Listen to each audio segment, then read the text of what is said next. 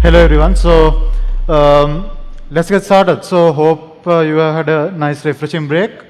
Let's get on with our presentation. So here basically what we are trying to address is where when you have development practices within an organization to actually develop APIs and actually as a culture to develop stuff within an organization, especially when it comes to APIs and integrations, how can you involve AI to actually enhance this developer experience and get more in line with the future, where we'll have much more efficient and faster developers with much more accuracy and better performance. So let's get started. So I'm Arshardh Ifthikar, I'm a technical lead, and as Dakshita mentioned, Anusha will be doing the second session of this program. So let's get started with the initial introduction. So I think Pubudu covered an introduction about what is API Manager and what are the components involved with it. And I think most of the attendees here might know, but let me just go through some of these just for new attendees who might not have a proper idea. So basically, if you take the API Manager, it's a fully open source API management platform which have AI native features developed into it to improve the developer efficiency and to help with the whole API lifecycle in your organization. So if you take the whole API Manager, let's go to the next slide. We have this full open source platform, which is our on-prem API management. And then we have the SaaS API management as well, as Pubudu mentioned before. And across all these offerings, we have a layer where we give assistance for design, testing, search, governance, and these different capabilities with AI. So we actually embarked on this journey to actually with the emergence of LLMs and the conversations about developer efficiency and these topics coming up with the emergence of LLMs, we set on a mission to actually achieve the best possible experience and the best features we can give through our API Manager to enhance the efficiency and more compliant APIs actually being developed. So if you take the AI capabilities of the API Manager, we have two different sectors. So we can break this down into two different segments. Initially, we have AI for APIM and API management for AI.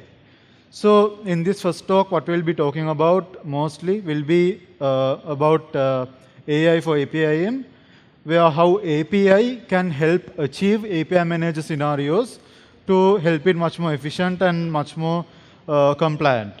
And later on, after the lunch, Krishan and Malinta will be doing the API management for AI based session, where you can learn how API management helps you achieve AI-driven use cases. So we can get to that later on, but in this session, we are going to cover the first part mostly. So let me go through the whole overview of our use case before we go into the details. So for this specific lab session, we are actually trying to take a hotel reservation system called Lodger. So with a rapid expansion, they actually face certain challenges where with the limited amount of developers, they need to quickly adapt to the modern requirements and actually achieve a very good API ecosystem where partners, customers, suppliers who are interacting with them have a much more streamlined experience. So basically, let's go through their challenges and problems and actually achieve these solutions together. Yeah. So this is basically the whole diagram we are looking at. So we basically have booking engine deployed, which is a backend service. And this specific hotel management system have different departments, as you can see, room and property management department, housekeeping, reservation, and billing. So let's proceed with this. So we'll be using a set of given personas. Adam will be the API owner who will be actually coming and creating an API in the publisher portal and actually responsible for implementing the whole API design to development.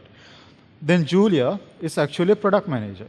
She is responsible to come into the publisher portal and actually look at the API that's developed by Adam and then decide, okay, is this good enough to be consumed by an external consumer? And she is responsible to managing the API lifecycle, documentation, and ensuring that the quality and the security standards are applied appropriately.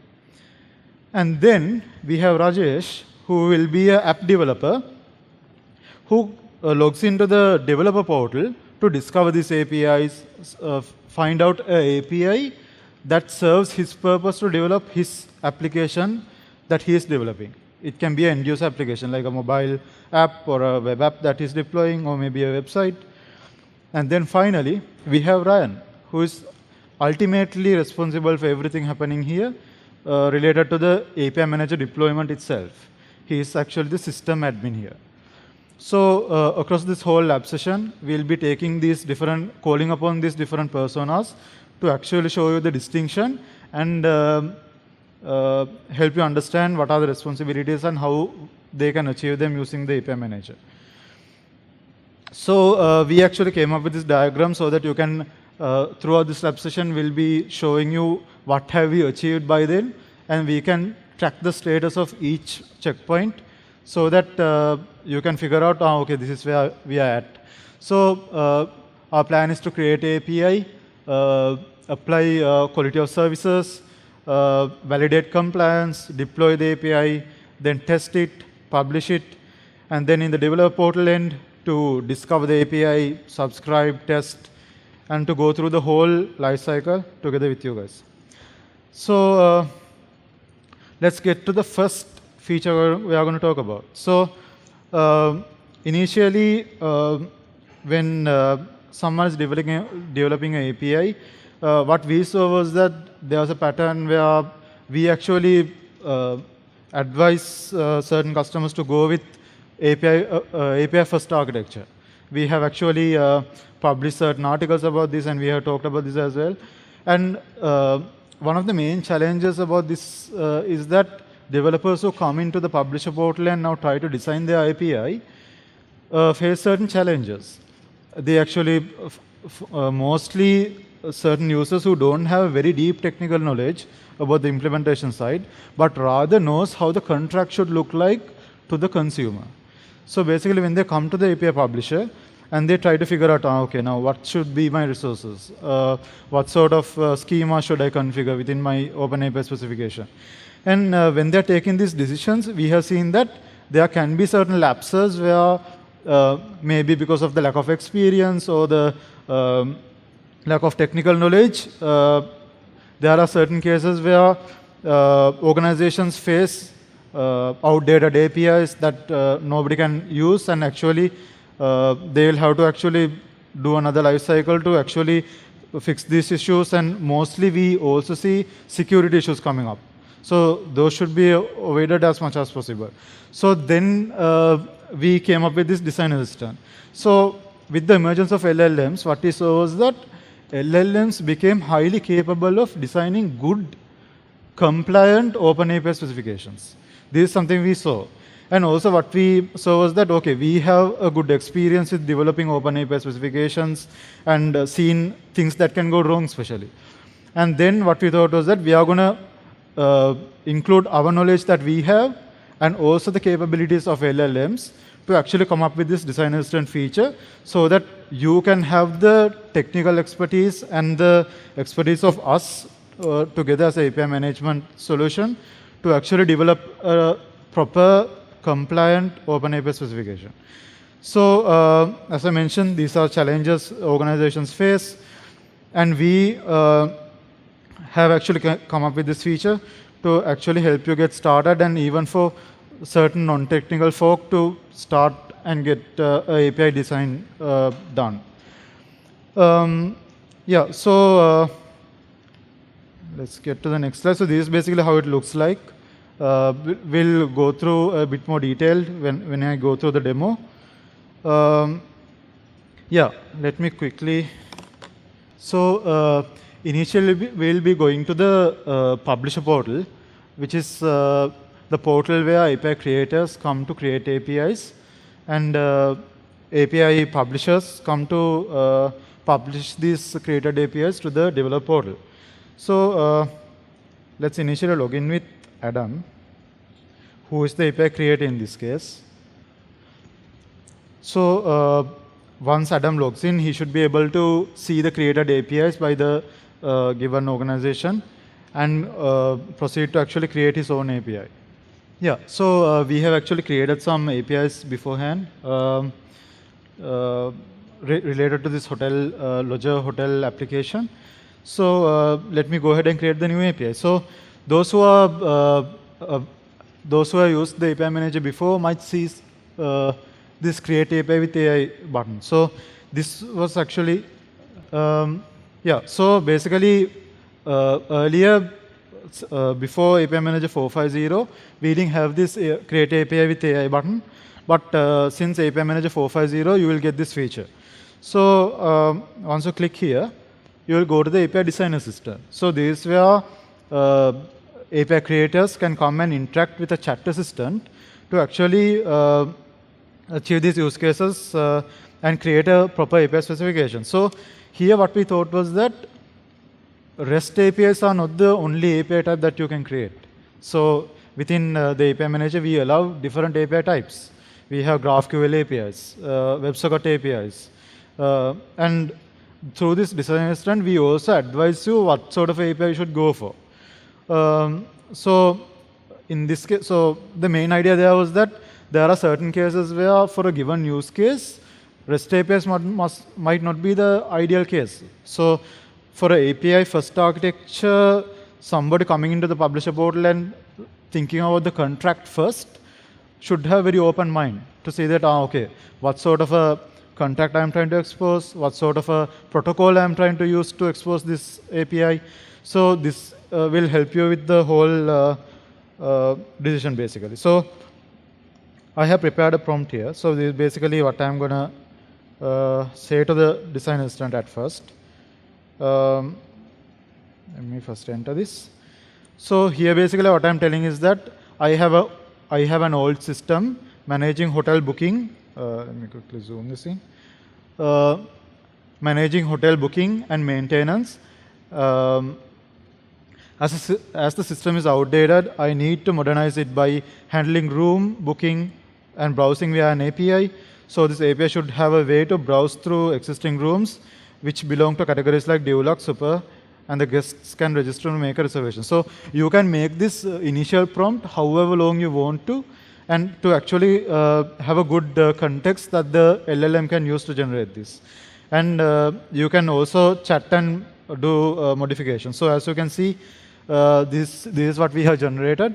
You can actually view this in detail, see the schemas that are generated, and also here we allow to view the source. You can actually check those as well. And basically, we allow to download the spec as well. If you need to continue the development in some other IDE involved in GitHub or something like that, you can download it and continue your development there onwards as well. So let me do a modification here. So I now need a new resource to get the list of reservations pertaining to a given user. So let me give this. So here basically I'm telling improve the API to include a resource to get reservation details by user ID. So once you give this, the LLM will then consider the older generated specification and proceed it as in this new reservation. So here you can see reservation / user ID. This was added to so that you can get this information for a given user. So let's say now, let me zoom back. So here, let's say you are now fully comfortable with the API created, and you are ready to go and create the API. we allow you to go to the API creation wizard from here itself. So you can now click create, and once you click yes, you will then go to the creation wizard. So now you have open API specification developed and attached to the API. And yeah, we can, so I'm not going to give a backend here because in most of these cases, you don't have a backend prepared by this step. So let me go ahead and create. Yeah, so here, yeah, you get the API, and now you can actually go and check the API definition that we created, do any modifications here, and make sure that it's you have everything developed and everything looking good. And then you can proceed to deploy, publish, and consume the API. So that's basically the design assistant. So since we have come here, I'll just give a small idea about the whole UI here, because some of you might not have a very good idea. So this is basically the API overview page and the snapshot of all the API related information. And basically we have all the configurations you can do in the left hand side. So here you can see different portal configurations. Here basically you can come and do transport level security, application level security. This is where you set different authentication settings, and you can configure backend throughputs. So basically, if you haven't tried out this, basically just download the API Manager and actually experience these different settings you can use. So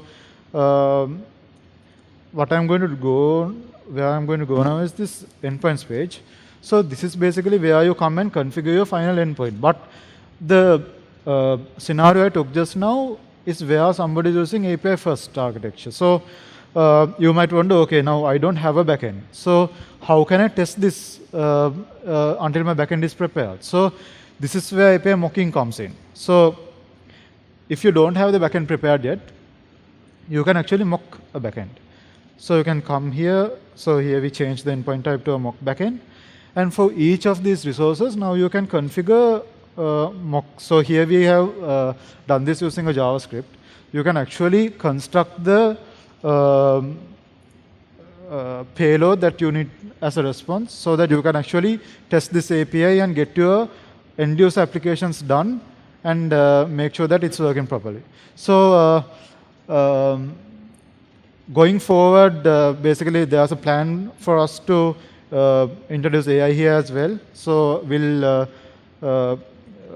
inform you guys once we have released it. It will probably be very soon. So let's see how that goes. So with this, basically you can come to the API publisher, design an API, mock your API, and get your application developed in the meantime until the backend is developing. And once the backend is developed, you can actually link everything together and go to production. So yeah, so let's proceed with our slide deck. So if you all have any questions or concerns, just feel free to raise your hand and communicate, so we can actually do it in an interactive way. So basically, what we achieved here is that we created an API, and we saw how we can apply different quality of services to this given API. So let's proceed to API governance. So tied with this API design flow is API governance, because somebody who comes into the publisher portal and designs an API is one persona, but then as a project manager or a product manager looking at this, they need to ensure that in a single snapshot view, okay, how does my whole platform look like? Have all my APIs adhered to these given policies? Are everything up to standard? Are there any subpar APIs that I need to pay attention to? So this is where API governance comes in. So we have seen, luckily not involved with us, but in the whole industry, there have been certain problems where certain APIs and bad development practices have led to companies facing very critical problems, specifically related to compliance risks. And also there have been cases where the manual processes they have to ensure the governance itself makes the delivery deadlines much harder, because now they have very hard restrictions on their development, and the developers don't have enough freedom to actually proceed with their development fast because of the manual processes. So this is the problem we aim to solve here. So basically our governance solution is capable of having automated policy enforcements and enforcing standardized practices and giving compliance insights in a very effective way. Let's get to the next slides. Yeah, so I think we have covered this. So basically, this is how our whole architecture looks like. So you can have different rules that you see that your API should adhere to. For an example, here we have taken API name should be below 50 characters, API version should start with a V, and all endpoints should be served over HTTPS, and descriptions should be included with all APIs. So these are some basic level rules that somebody can have, and basically expectations they have for their APIs to be compliant with their standard. So each company have their own policies. So we have seen this, and we have actually included certain policies with the product itself, but you have the complete freedom to come and configure your own rule sets. So you can define these rule sets, and you can actually enforce these rule sets using a policy. So once you have configured these rule sets, you can come and configure a policy to say that this given policy should be applied to all APIs or to certain APIs. So for that, we have given this API labeling feature, where you can select a subset of APIs to apply these given policies. And you can actually say that, okay, this given policy should be applied to API create, API update, API deploy, API publish. Which state of the lifecycle should this policy be applied to? And also you can say, for each of the categories, let's say error, warn, or info level rules, whether our system should block this process or notify. So there can be cases where certain things is a hard no, and you should actually block, and you don't allow that at all. And there are certain cases where it's basically a gray area, where somebody should look at it and then verify to ensure that, okay, is this good? So basically, combined with our workflows feature, this governance feature will be a full-fledged solution for you to verify these things. So in this case, the example I have taken is that the hotel booking API and the hotel guest profile API will have this policy applied, because these are external facing APIs. And the internal API that they use, they don't have very stringent restrictions.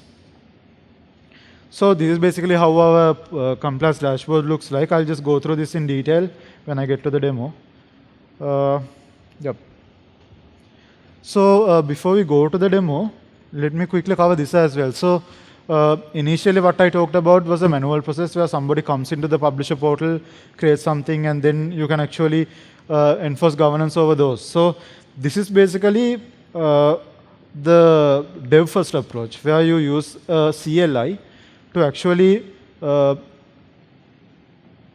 send an API that you created using dev first approach to production or a dev environment through a CI/CD flow basically.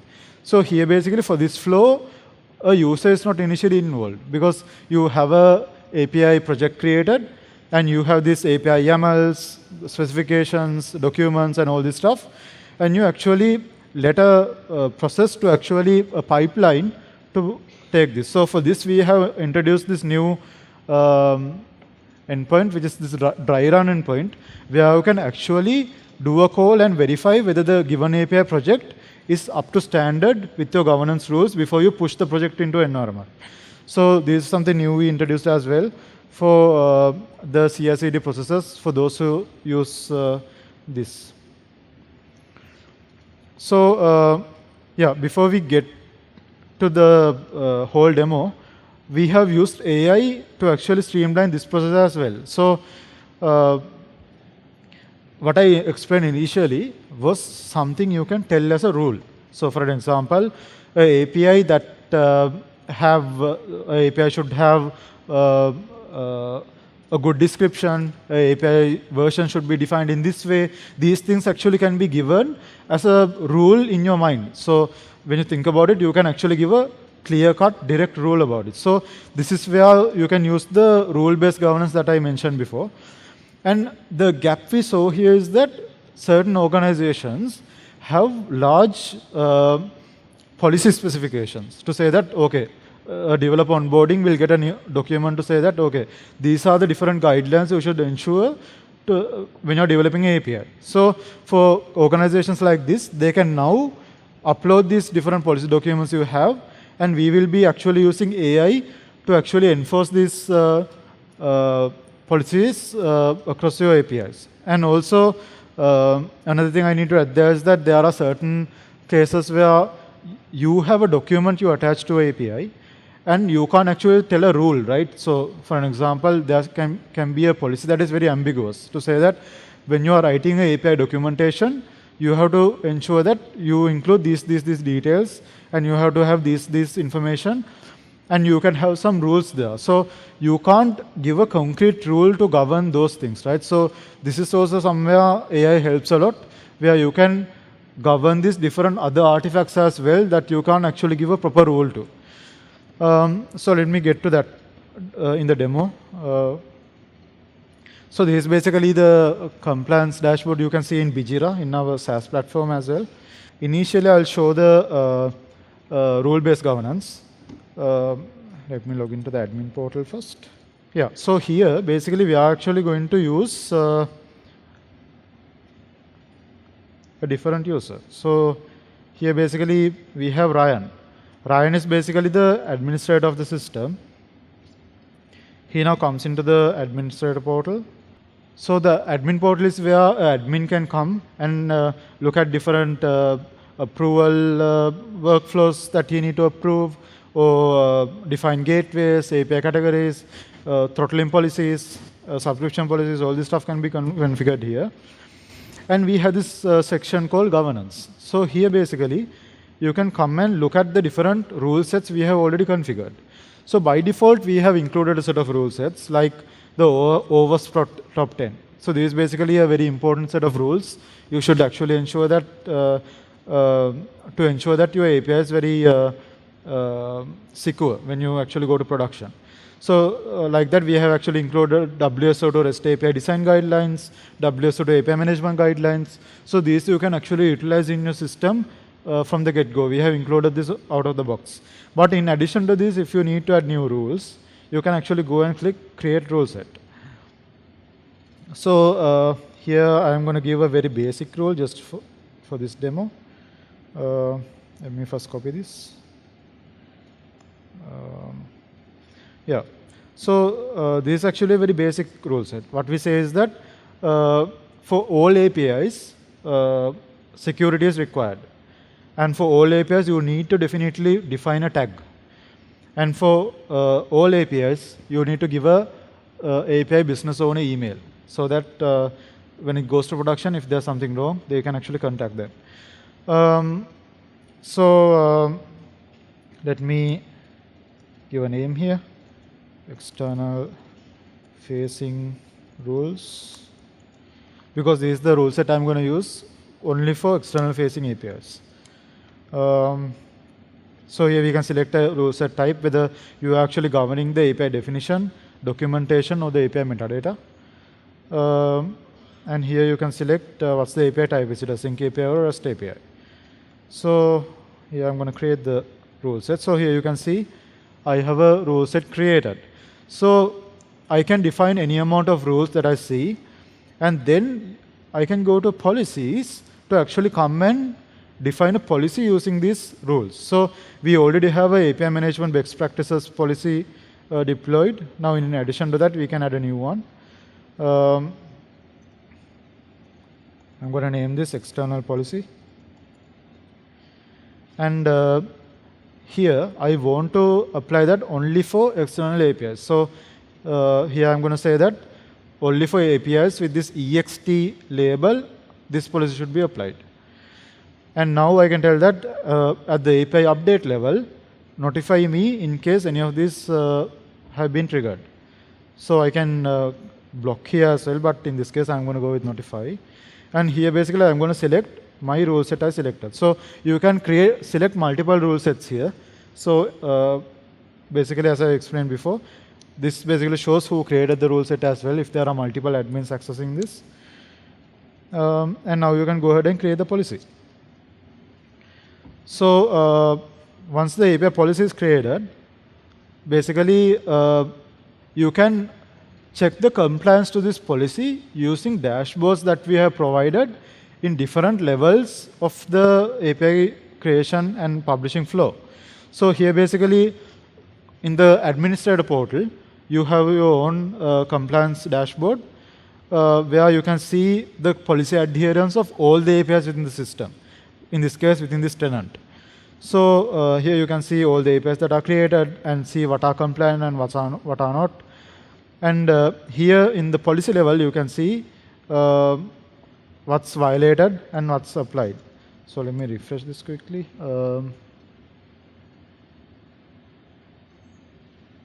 Yeah, so currently we have not applied the label to the new API. So let's go ahead and do that.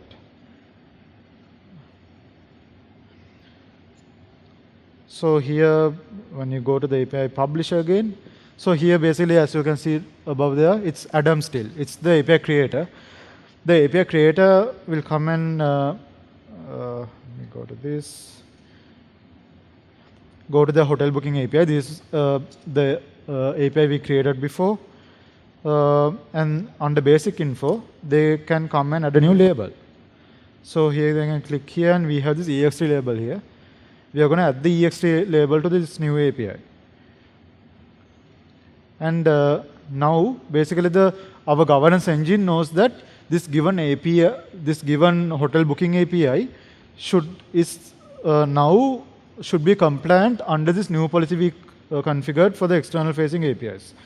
So let's go to the publisher portal, and here basically login. Let's take the API publisher, who is the project manager now. The persona we took it's Julia. Julia is responsible to ensure that this given API will be adhering to the API policies that are defined and is compliant to all these policies. So let's quickly go to. So basically, Julia comes into the system and she sees that okay, now there's a new API created, and she goes into this API. And she has this new UI called the compliance tab. Now she goes here, and then now she sees there are two different policies defined, WSO2 API Manager best practices policy and the external policy. And they can actually see the compliance summary of how compliant it is. Till the engine will be running this verification. Let's give it a second.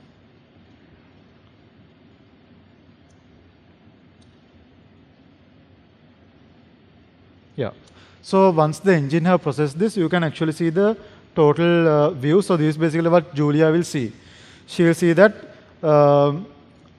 this given API, how is it adhering to each of these policies. So as you can see, the external policy is violated because we haven't configured the business owner, haven't given tags, and not defined this. So you can see it here basically.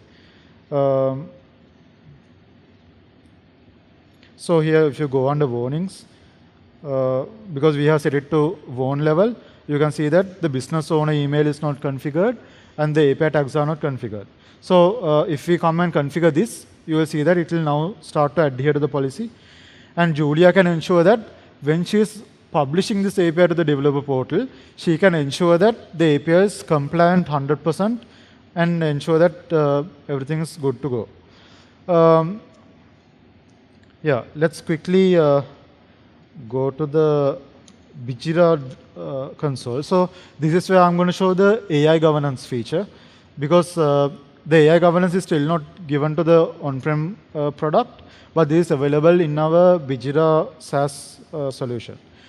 So here basically we have an organization for the Logger API. So under the organization, I can now go under admin. We have this governance tab. So here, basically, I'm not going to go with a rule set here because we went through that before. In addition to rules, we have this documents.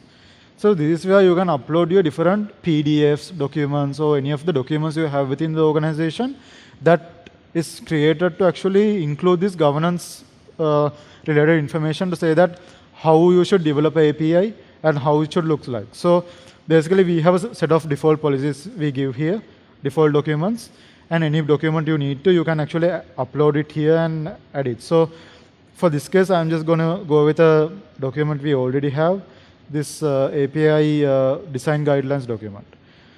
So here basically, let me delete this so that you can create a new one.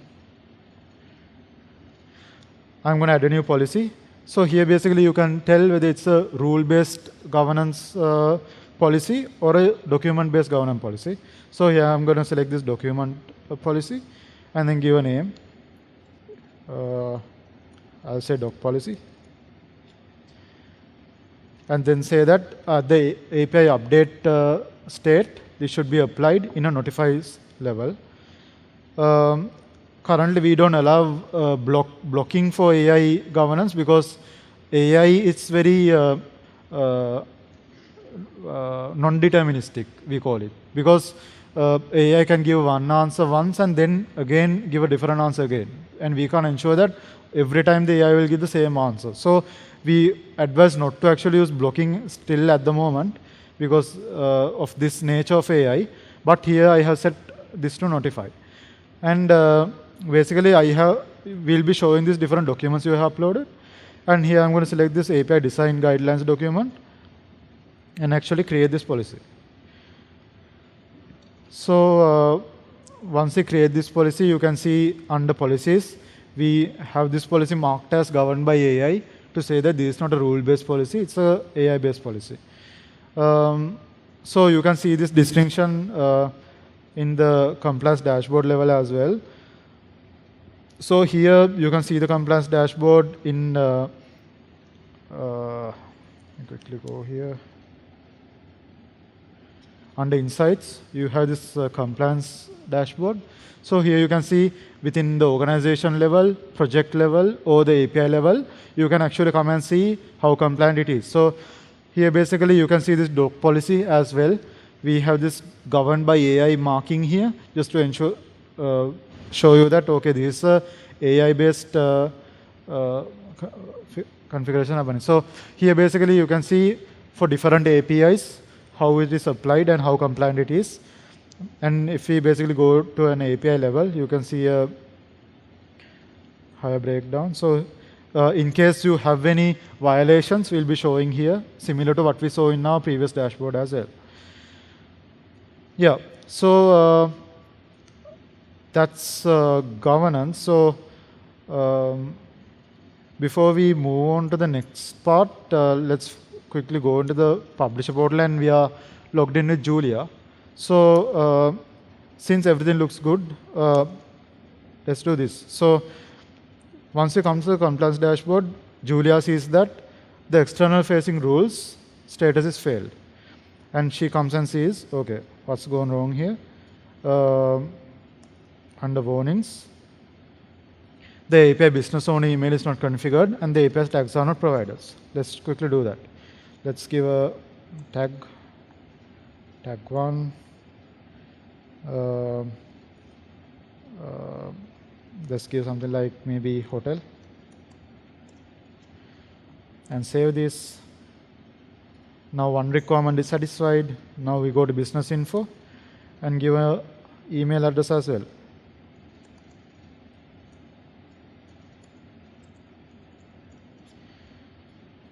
and I say this as well. So we have satisfied the requirements for this specific basic governance rule.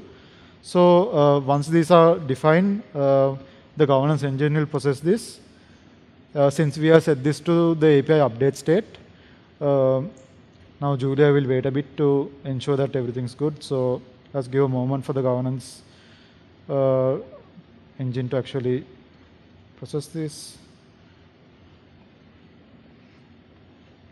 So once Julia sees that all these governance policies are adhered to, she will feel very comfortable to actually go ahead, because in addition to what she have reviewed manually, she can ensure that there's a governance policy that have actually checked this and verified it, so that she can take much more better responsibility in this case with the API.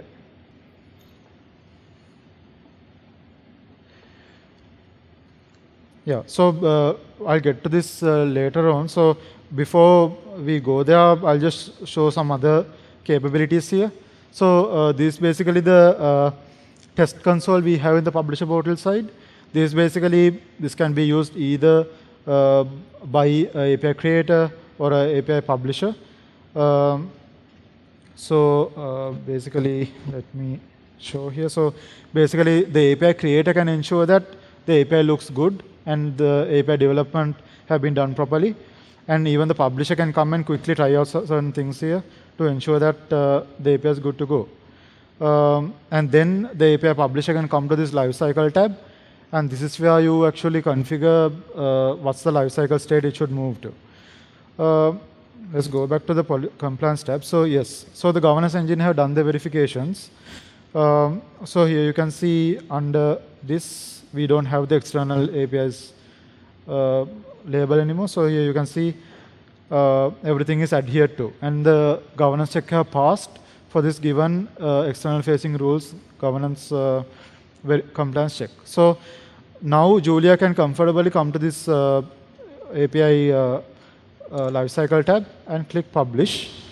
And now the API will be available in the API developer portal side for our next persona to come and discover this. So the next persona will be Rajesh, who comes to the developer portal, discovers the API and continues with that.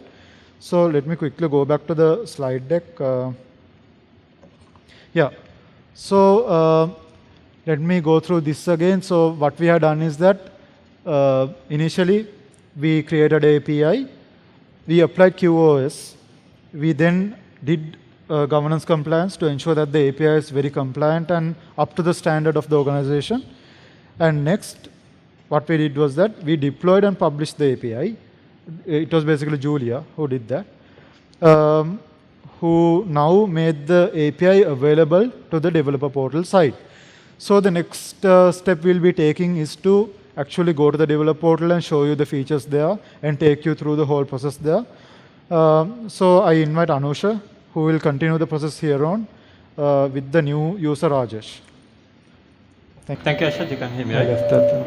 So my colleague covered the API publisher part, API creator persona and the publisher persona. So now we have a proper API, well-governed API, which is deployed into the developer portal. So when it comes to developer portals, so one of the attendees mentioned that they have around 100 APIs in their developer portal. So the app developer has to figure it out what is the actual API that he wants to use in order to develop his application, right? When there are like 100 APIs, figuring that out is a very crucial part and very time-consuming part, because when there are 100 APIs, you'll have to find the proper keyword for your idea, and you have to search using that keyword in order to get the API that you require. And it is kind of a guessing game. Like the publisher has to use the same keyword to deploy that API, and the developer has to guess that keyword in order to get that API to work with him. So it's a crucial thing when you have multiple, like hundreds of APIs in the developer portal. So we have identified that burden, and with that we have come up with this marketplace assistant, which will help you to identify the API that you want by providing your idea, not the keyword. So you can just simply provide your idea saying, "Hi, I want this to happen. So what kind of API I can use which is deployed in the marketplace?" So it will browse through all the APIs which are deployed in the marketplace, and it will provide you the most suitable API to handle that use case. And there was a question regarding whether we are actually saving the data in our side when it comes to AI.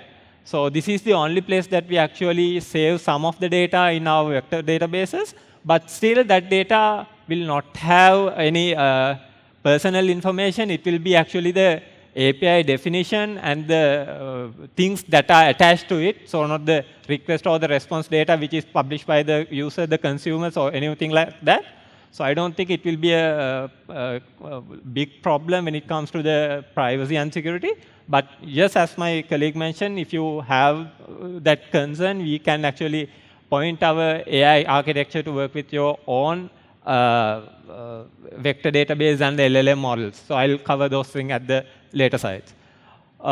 So in the marketplace, what we can do is we can provide your idea, as I explained earlier, and it will browse through the vector database, and it will connect with the LLM model and figure it out what is you actually searching for, and it will provide the similar APIs that can use to achieve that use case.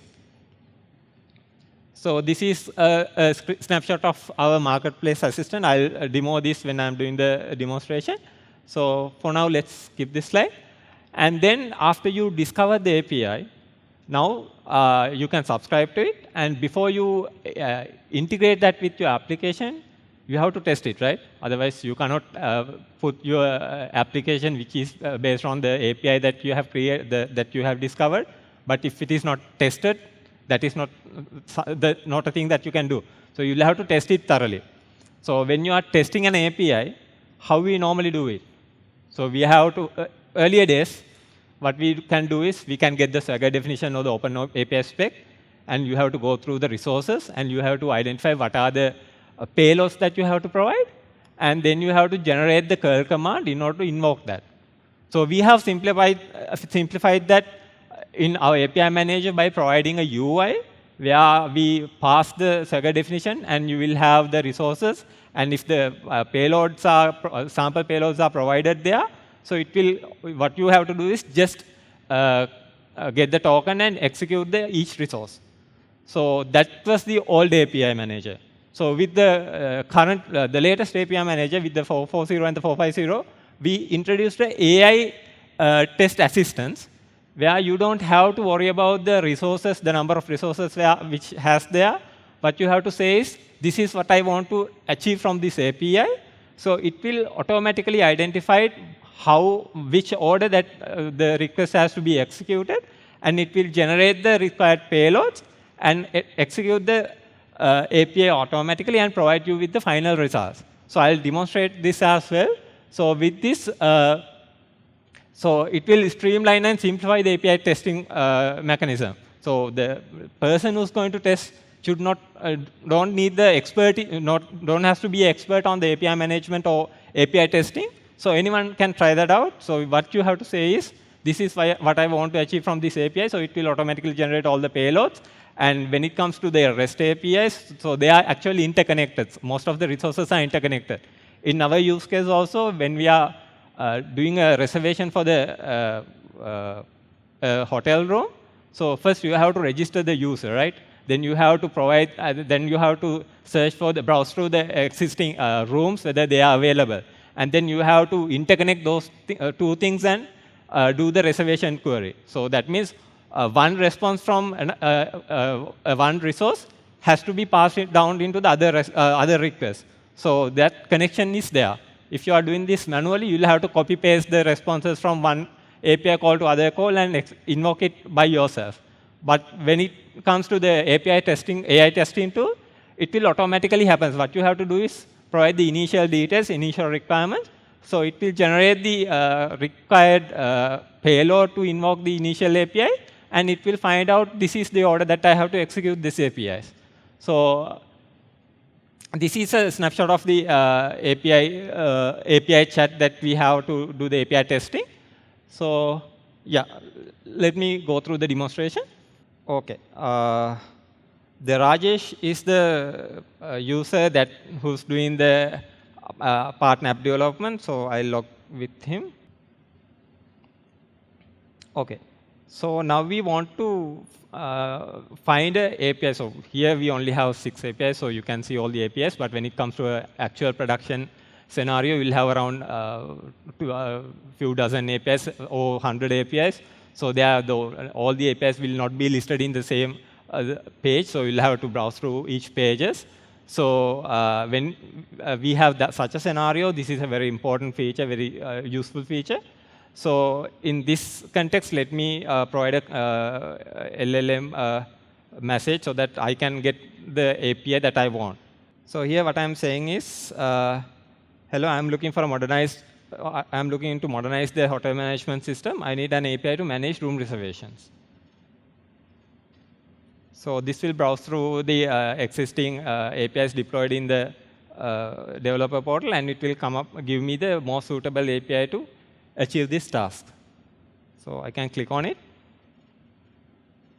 So this is the API that we have created from the publisher portal and published it to the developer portal. Let me subscribe to it first.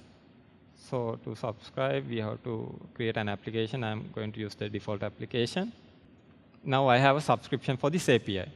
So earlier, as I explained earlier, so we have 2 ways of testing this API out. So one is the normal API console, which we have developed powering by the Saga UI.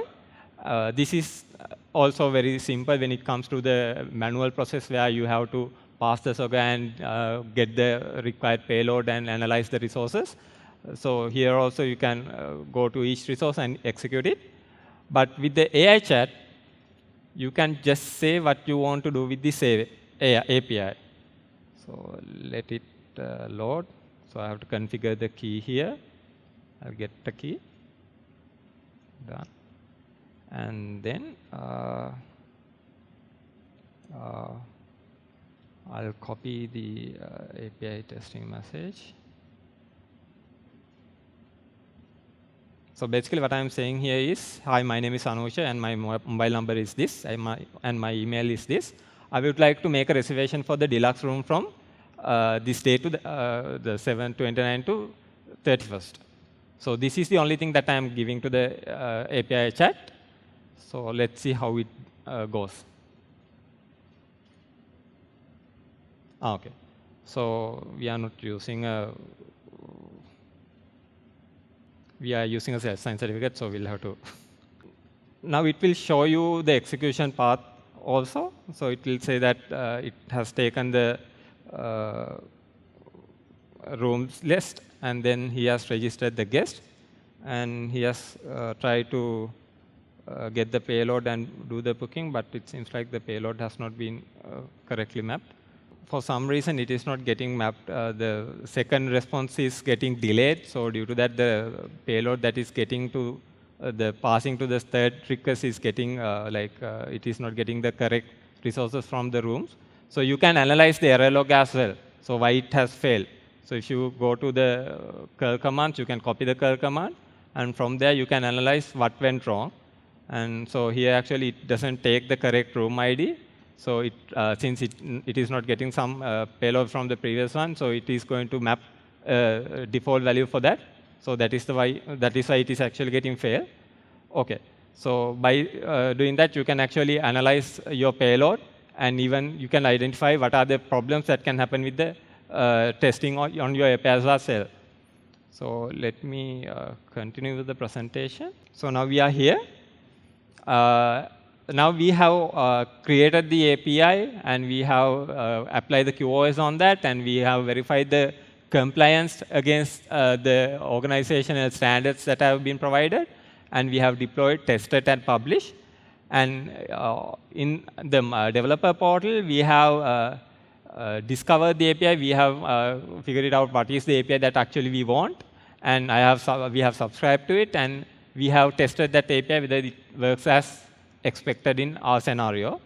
And then when it comes to the actual use case, so there are like a lot of entities engaging in that scenario. Like in the hotel management system, there's not only the hotel people who's working with that, who's getting involved with that system, but also third-party vendors are also will like use those APIs that are developed by the hotel management.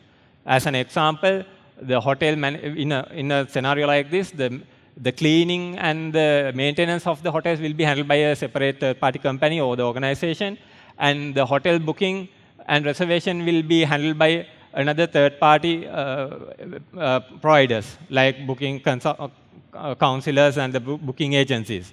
So when it comes to a scenario like this, so we have identified that this is not kind of a flat hierarchy. We should have a organizational structure inside the API manager as well, because you have to share the resources with other third-party vendors. And when you are sharing those APIs, let's say that you have to provide access to an API that you have deployed, the resources and the number of requests that they can query the API has to be limited based on their use case. Let's say that you are going to provide this access to a third-party property manager where they can add or update their property, the rooms, room details, and they can add more rooms, so something like that. Those kind of changes will not come very frequently. So those APIs doesn't have to, those people doesn't have to call these APIs very frequently. So we can, depending on that, we can provide a less frequent throttling, the quota to invoke that API for those people. But when it comes to the booking agents, so they have to invoke this API very frequently, right? Because each and every day, every minute, people will browse through the rooms and the available dates for the rooms. And so that will be a very frequent thing. So in that scenarios, you will have to provide a more allocation, the request and response allocation for that kind of scenario. So in order to achieve that, we have introduced the B2B capability inside the API manager. And this will provide a solution for all the things that I have explained earlier. And this will enhance the security and governance with the structured API access rules. So since you have now the capability to provide the role-based access control for each organization, so you can protect more, so you can ensure the protection for your APIs. And let me demonstrate that as well. To demonstrate that, I am going to use a few new personas. So the Rajesh, he is the app developer from the Ledger organization, the hotel management company. And then we have Bob from the CleanMe, the maintenance and housekeeping provider. And we have the Sophie, who's the app developer from the BNet, who's the booking channel. So let me go through it. So I have logged into the publisher with Julie. And from here, you can share your application with the organizations that are defined in the system. So we can select whether we want to share that API or whether we want to share this API with all the organizations, or we can choose what are the organizations that we actually want to share this API. So in this case, I will share this API with BNet. So before I move on to that, let me show that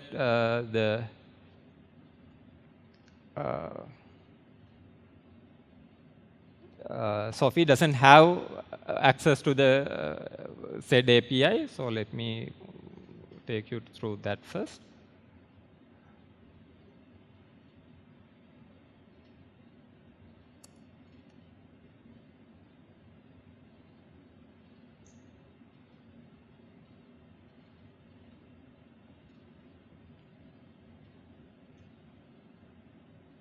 I will log in using the Sophie's organization. So her organization is BNet. And and the username is Sophie.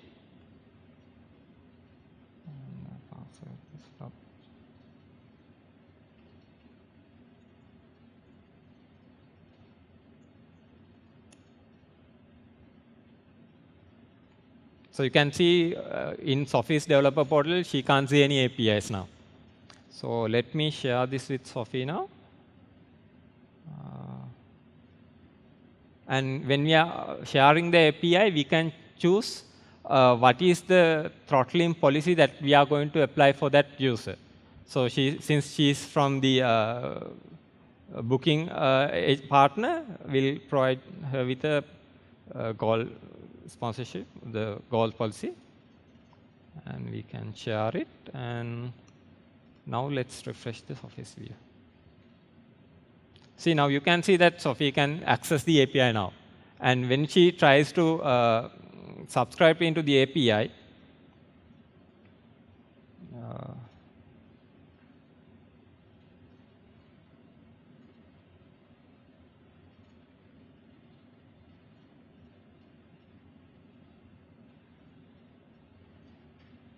she only can see the gold subscriptions policy because we have only assigned that for the Sophie's organization. Okay. So that is about the business B2B. So let's continue with the slides. So then when it comes to the scenario that we have taken here, so we have now covered all the aspects. So we have published the API, and we have consumed it, and we have tested it, and we have provided the access to the B2B organization as well, the other organizations as well. Now, what is pending is, so this is just an API, and the API developer has consumed it, and he has tested it. And now we want to create a application embedding this API. So how we are normally doing that? So what we can do is, we know the Swagger definition of this API. Again, you can create helper classes and models to this API and embed that into your application. So that's now how it normally works, right? So with the API Manager, we provide the capability to generate the SDK for an API. So you can generate pointing out to an API saying I need a SDK so that I can embed this into my application. So, but with the AI's emergence, we actually did an improvement to that. So earlier, we can only create a SDK pointing to a single API. And most of the time, when you are creating an application, you may need multiple APIs to incorporate, right? It is not a single API. So when it comes to the hotel scenario that we have took here, so when you are creating a booking application, so you will need to get the guest details. So to do that, you will have to have another API. So to do the reservation, you will have to use the hotel reservation application. And if you want to check on the available rooms and more details about that, you will have to have a hotel's internal APIs. So there can be multiple APIs that you actually want to develop your application. So in such a scenario, earlier we had to we had to download 3 separate SDKs and combine them and create your application. But with the AI-based SDK generation wizard, you can combine them when you are creating the API, creating the SDK, and there also you can provide where you are going to use this, what kind of application you are going to create from this. With that, it will provide you with a fine-tuned SDK, which is already written some code for you, not only helper class and the models, some actual application code, so you can start your development from that point onward. So this will make the application developer's life more easy, because earlier you'll have to do all those tasks manually, and it will take time, and it is kind of complex because you have to know the whole Swagger definitions of all the APIs. You'll have to learn them, and to do that you have to be expert on the domain as well. But with this, it will provide you with methods to invoke, so you don't have to worry about what is the underneath implementation of that, and it will make your life easy. So, let me show that as quickly. No, let's cover this part as well and go back to the demo. So then with the SDK thing, you have the proper application. You can very easily deploy your proper application, and everything is going smooth, right? Now, when it comes to companies, the organizations, so your developer portal is some kind of a front-facing UI, where you show your brand. So normally what we have seen is people take so much time to customize it, to add their theming and add their colors, add their logos, something like that. So it will take time because you have to write CSS, HTML codes, and do so many manual things to do that. And then you'll have to come up with designs and stuff as well. As my colleague in earlier session, my colleague has shown how we can manually do those things. He had add some colors and show you how we can manually do those things. But with the API Manager Bijira, we actually provide AI-based theming capability.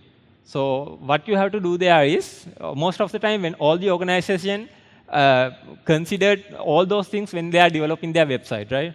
So in your website, you have your all colors, the main colors and the secondary colors, and your icons. Everything is there in your website, official website.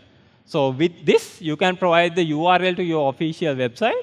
So it will get all those colors and the icons and the logo and embed that into our developer portal so that it will provide a very similar UI to your official website in a few seconds. You don't have to worry about anything else.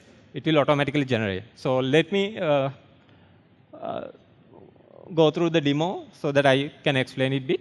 So this is the Bijira UI. So first I'll show the SDK generation part.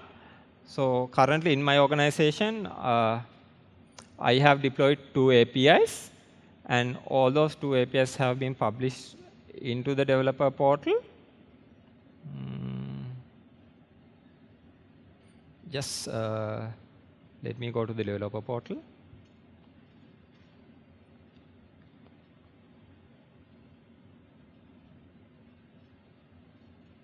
And if you go to the API list, API view, you can see the APIs that I have created.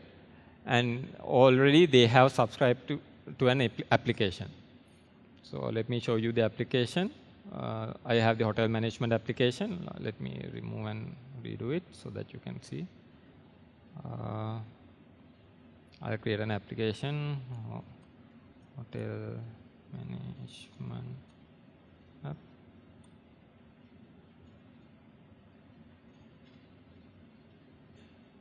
And you can go to the API portal, API view, and you can directly subscribe to the application APIs. And then from the application view,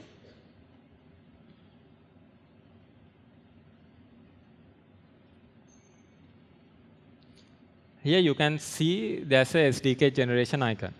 So you can select what are the APIs that you want to incorporate to generate this SDK. And you can click on this. And then you can provide what is your scenario, what is your use case. So in my use case, I'm going to provide generate an application for hotel management system which can reserve and manage rooms and vendors. So I'll provide this. When I provide, after I provide this, this will talk to the LLM. It will get the Saga definitions from the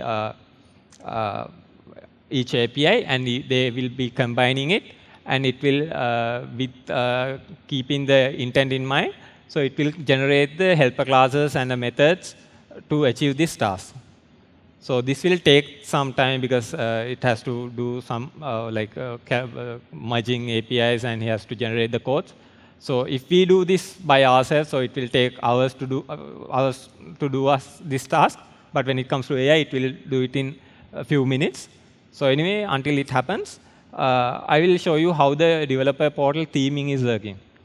So when you go to the Bijira, so you can go to the admin settings, and here you have the developer portal configuration. So here you can see, as my colleague did before, so you can change the colors manually here, and you can provide the HTML code, CSS, and reference CSS, and you can change the assets. And you can, if you are expert on this, you can do it manually as well.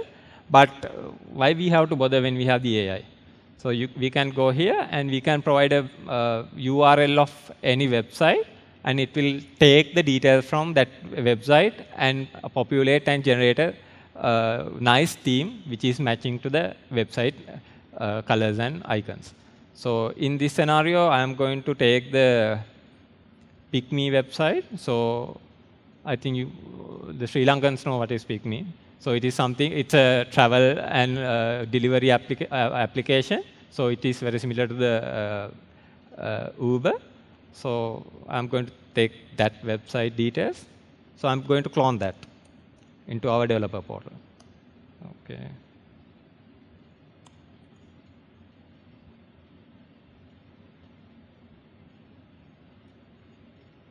In the meantime, you have seen that a notification that the SDK has been downloaded into my machine. So I'll go through that later.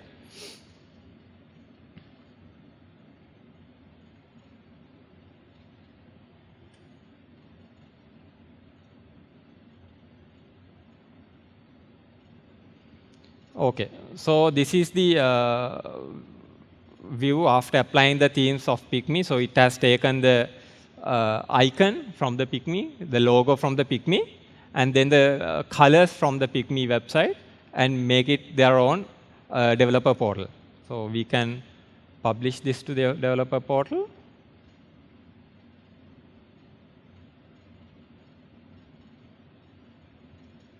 And if we go to the developer portal and refresh,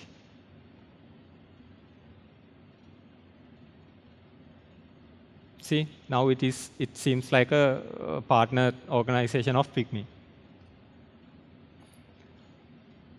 Okay, so the SDK has been generated. So I'll quickly open and show the SDK. I have already opened a sample SDK that I have generated.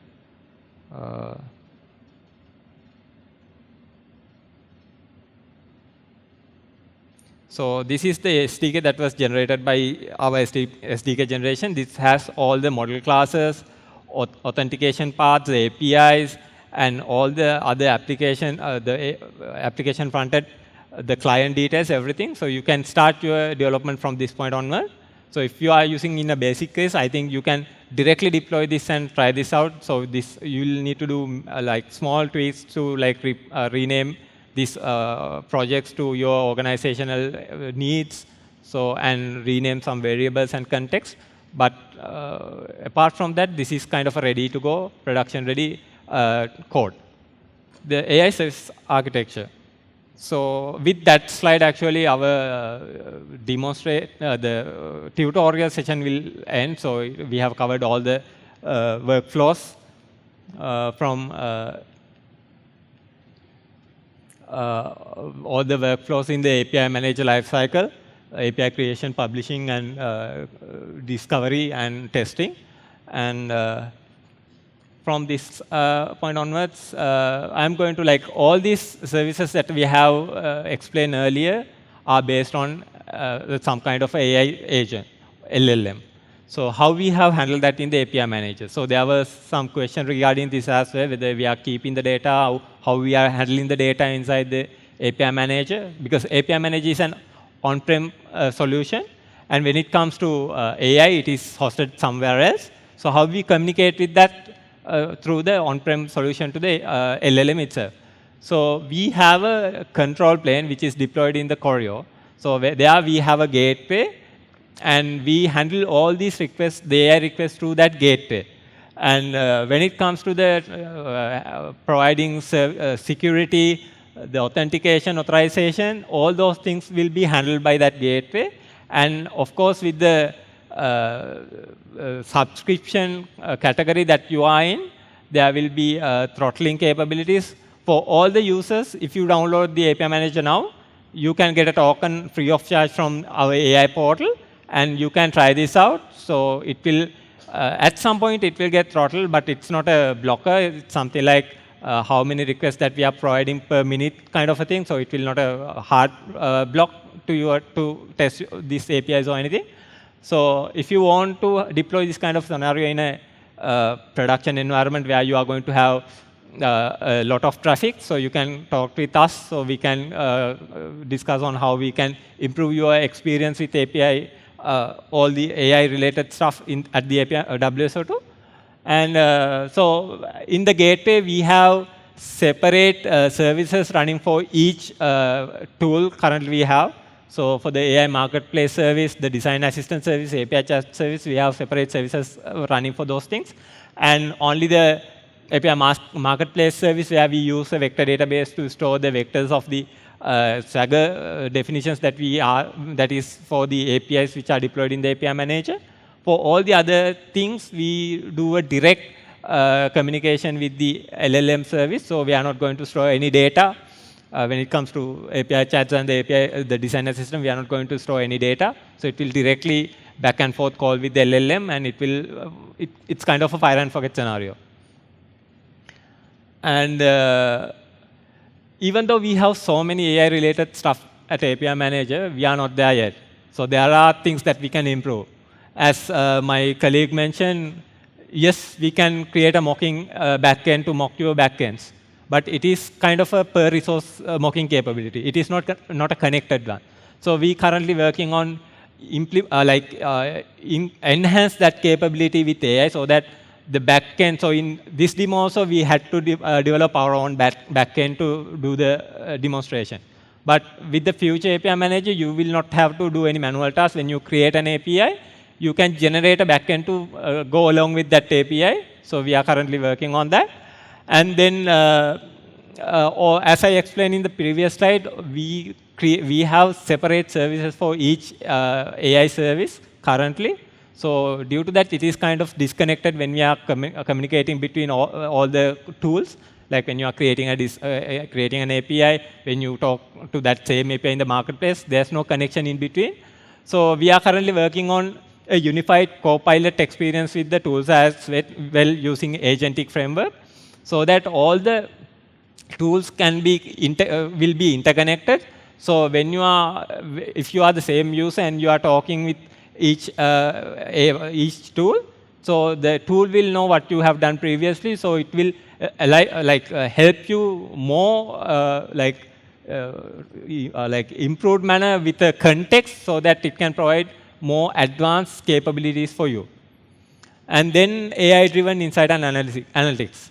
So you may have heard that WSO2 and Moisif are in the same umbrella that in now.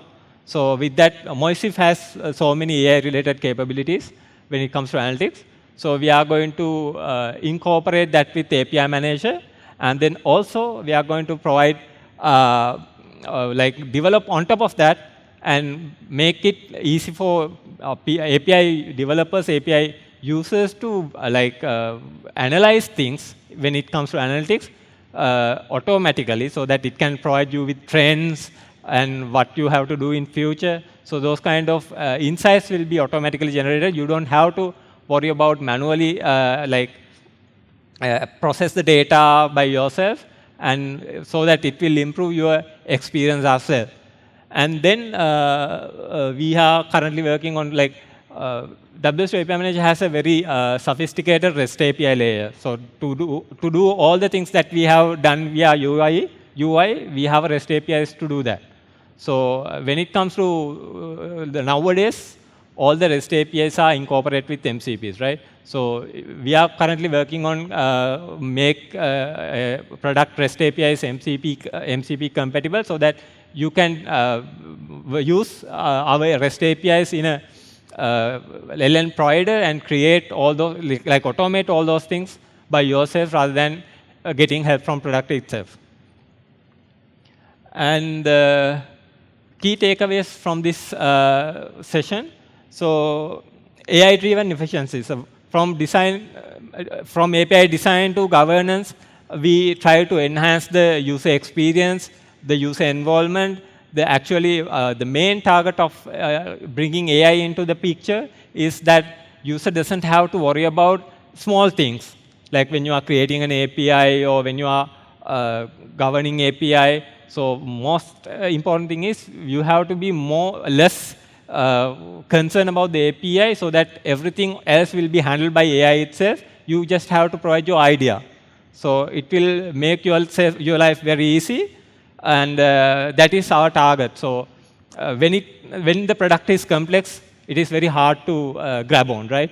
So what we are trying to do from here is make the developer's life and the publisher's life and all the stakeholders of API Manager's life easy by introducing these things.